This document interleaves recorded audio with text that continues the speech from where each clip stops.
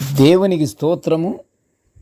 అనుదిన దేవుని వాక్య ధ్యానమునకై ఈరోజు 2025 సంవత్సరము మే నెల 5వ తారీఖు.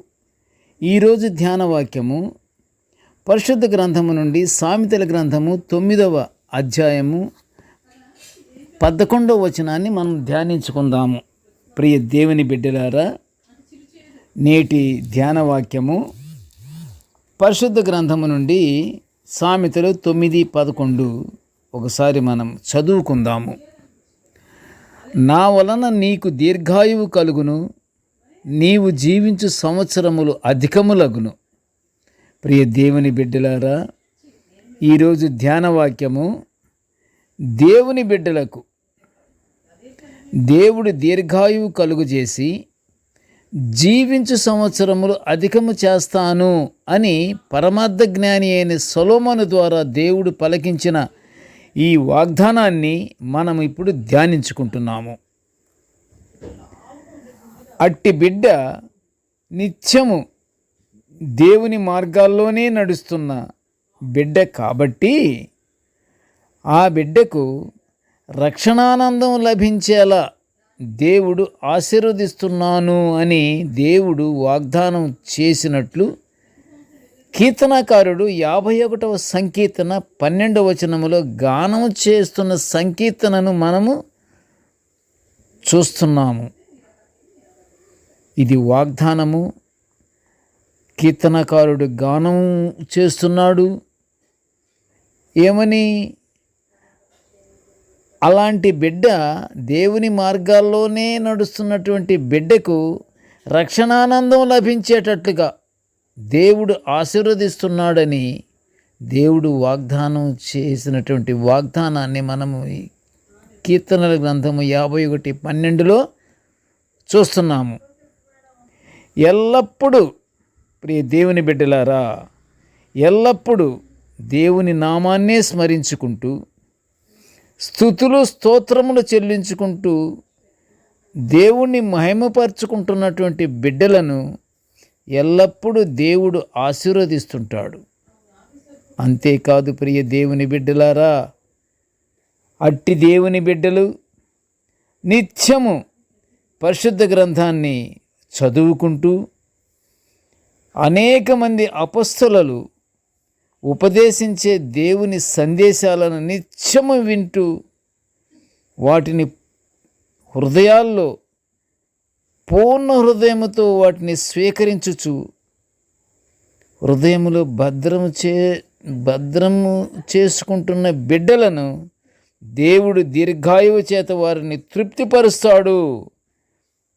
ఇదే వాగ్దానాన్ని, ఇదే మాటను కీర్తనకారుడు 91వ సంకీర్తన 16వ వచనములో మనము చూస్తున్నాము.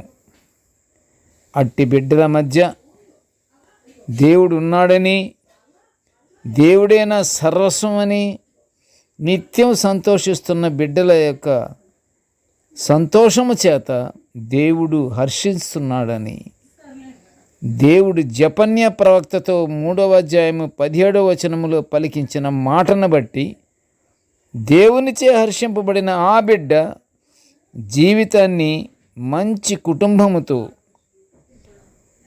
తృప్తిపరచబడి తను జీవించు సంవత్సరములు అధికము చేసి ఆ ఆనందకరమైన సంవత్సరములన్నీ ప్రేమ కలిగిన భర్తతోనూ మంచి కుటుంబముతోనూ మంచి బిడ్డలతోనూ దేవుణ్ణి మహిమపరిచే భాగ్యం దేవుని ద్వారా అనుగ్రహించబడుతుందని పరిశుద్ధ గ్రంథము సెలవిస్తుంది. ఇది దేవుని ద్వారా పొందుకున్న వాగ్దానం. ఈ వాగ్దానము దేవుడు నెరవేర్చుగాక అని మనం ప్రార్థన చేద్దాము. ఈనాటి బిడ్డలందరూ దేవుని బిడ్డలు గనుక ప్రతి బిడ్డ వారి యొక్క జీవితాలను సరిచేసుకుంటూ నిత్య ప్రార్థనలతో దేవుడిచ్చిన ఆజ్ఞలను పాటిస్తూ ఆయన కట్టడలను అనుసరిస్తూ అట్టి బిడ్డలు పరలోకాశీర్వాదాలు పొందుకోవాలని, అట్టి బిడ్డల యొక్క జీవితాలు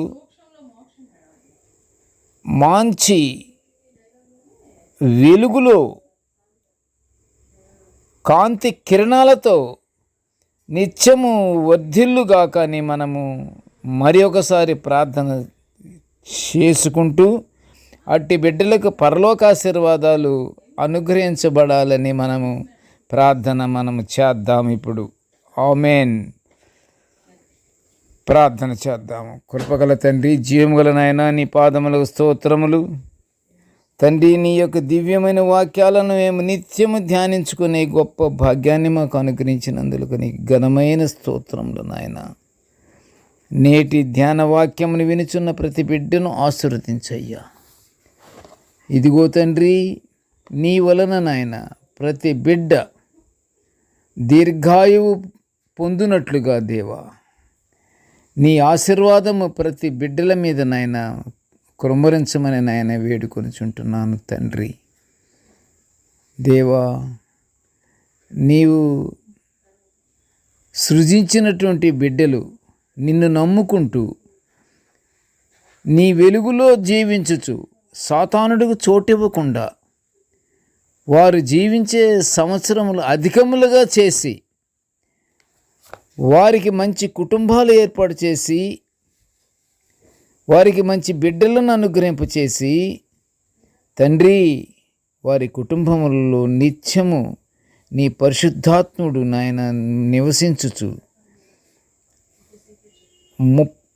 అట్టి బిడ్డల యొక్క కుటుంబాలు 30ంతలుగాను 60ంతలుగాను 100ంతలుగాను ఫలించి అభివృద్ధి పొందే భాగ్యాన్ని అనుగ్రహించమని నాయన ఈ మనవులన్నీ యేసయ్య పుణ్యనామమును వినయముగా వేడుకొంచుంటున్నాము తండ్రి. ఆమేన్.